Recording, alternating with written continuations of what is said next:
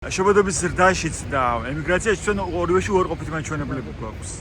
ამის მიუხედავად გაიზარდა ძალიან მნიშვნელოვნად მოქალაქეების რაოდენობა, მოსახლეობის რაოდენობა ბათუმში. არა ქართველებს, მიგრანტების და სოფლებიდანაც ჩამოვიდა ჩვენი მოსახლეობა. იქ რომელი ქვეყნის მოსახლეობა შემოდის მასობრივად? ალბათ რუსები, გაიხედავ რუსები არიან.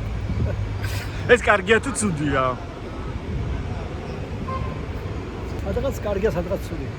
კარგია იმ ხრივ რომ შემოგვთ ინვესტიცია, კიდევ თუ არ ინდა ფული იხარჯება, ხო, მათ მხრიდან. მეორე ცუდი ისაა, რომ ჩვენს ბალანს უარყოფითისკენ მივიღავს და სადღაც ეს ცუდად იმოქმედებს.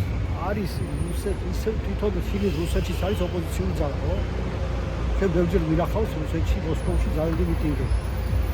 ალბათ იმ წელს ვერ გავუძვით, ალბათ ის ხალხი რომ ჩამოვიდა, ჩვენთვის ეს ხალხი საფრთხეს არ მეტარებოდა. რამ იმას შემოგვება ბევრი, როცა დარღვეული აქვს კანონი ოკუპაციის შესახებ.